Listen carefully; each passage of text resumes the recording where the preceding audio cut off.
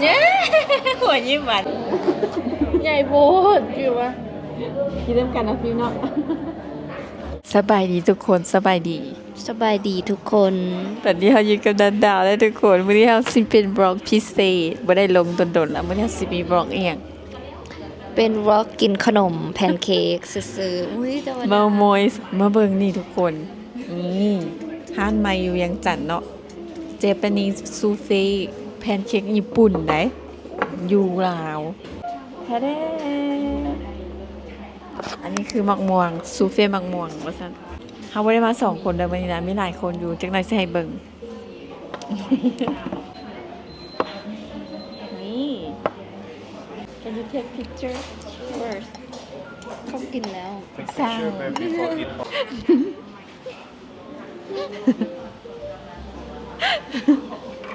Okay, pause. ได้บอก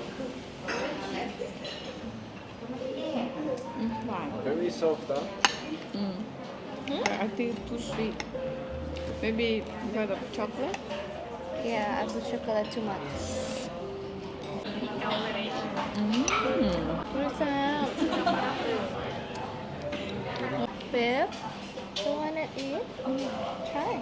Yeah, this one sad. too.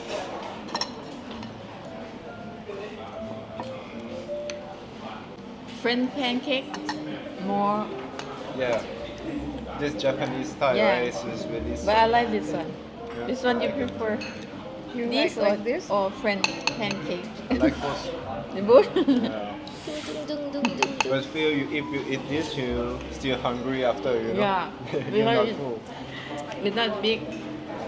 It's okay. So now Nadal and Nolan got their Got breakfast. yeah breakfast. Breakfast It's at like 6 half- p.m. Of what? Good. Hi. Hi. Come on. ฟิวมาแล้วมื้อนี้เอาสิถ่ายบล็อกไตนี่มีดารามาเด้อท่านดาราน้อยมาเด้อดาราน้อยมามากินท่าแต่ว่าสิกินอีกได้เหรออุ้ยมาฟิวให้ ฟิลปั๊บสภาพก่อน ฟิวยา นี่มันมีว่ากับลูกได้ เมื่ ว่า อก่อนฝันหาฟิว อยู่ข้างกายไป เออ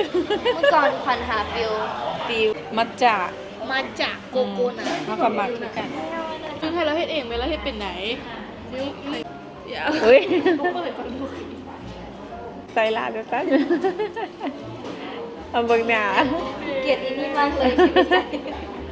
ไม่ได้ถาม หน้าขาวถึงลุงนะเอ้ยเชียร์ โอ้จิวะเป็นอย่างนอก งงแล้วกินเบิ่งให้ทราบเป็นยังไง อันนี้กินไง กินไง เซล ปั่นป่ะ ฟิวนี่ ไปกินแล้ว ฟิวนี่ยังสิเว้านะฟิวต้องได้เฮ็ดเวียกแล้วได้ฟิวต้องได้ของเพลงมันน่ะ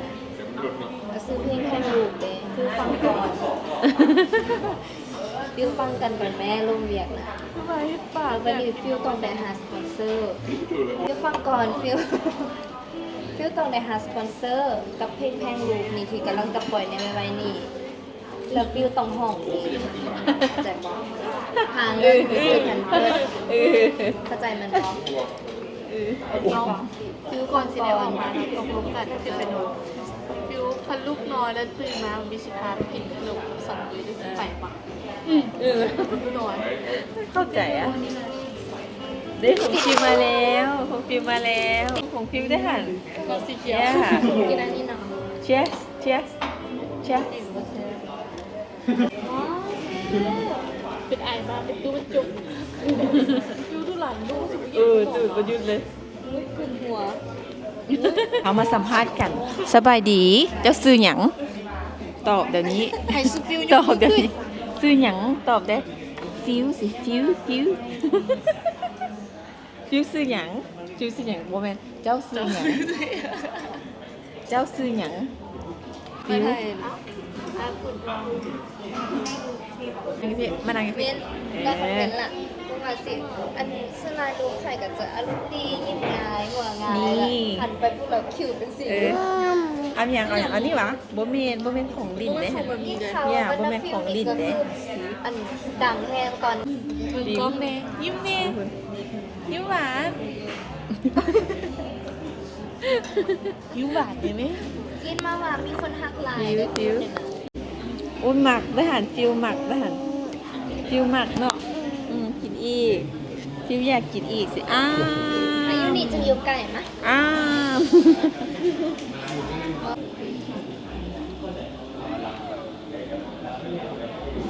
มาแล้ว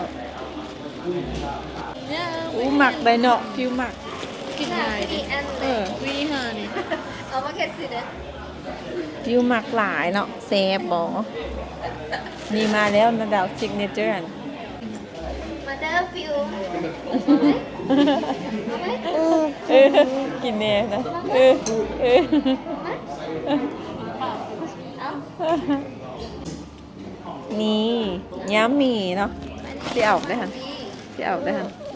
สิเอาบวก ทางบุ๊บ ปีก อ่า แล้ว I'm sorry เอามามัม แล้วสิบเสื้อใจเอาฟิว ฟิวเอาสิแท้เว้ยตัว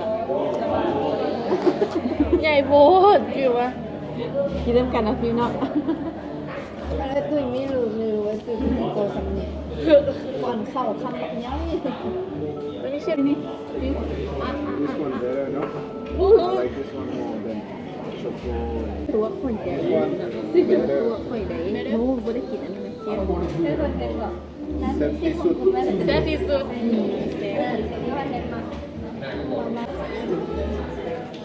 มึงก็มาบอกมันว่าเอาไปเลยมาครบก่อนบอก ครบแล้ว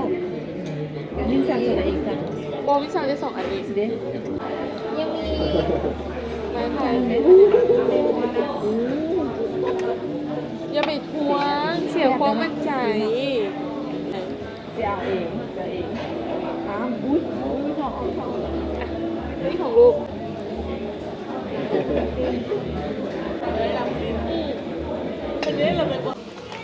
เนี่ยหัวยิ้มหวานจะกินกันหนู วันนี้ฟิวไปซื้อว่ะซื้อถุงใหญ่ๆเลย เนี่ย เนี่ยจะเขินเออ หนู ฟิวกินนมแซ่บบอบู ที่ผมใส่เป็นภาษาไทยรัดดาวผม มันไม่กินแน่ บ่ขี้ทีอีกบ่ขี้ทีอีกนะเบิ่งหน้าตัวเองอยู่ในกล้องอุ้ยหูเห็ดอีกพี่โอใส่อีกเต็มแล้วนี่ใส่ นะ ไม่ได้ถ่ายให้ดูมีอย่าง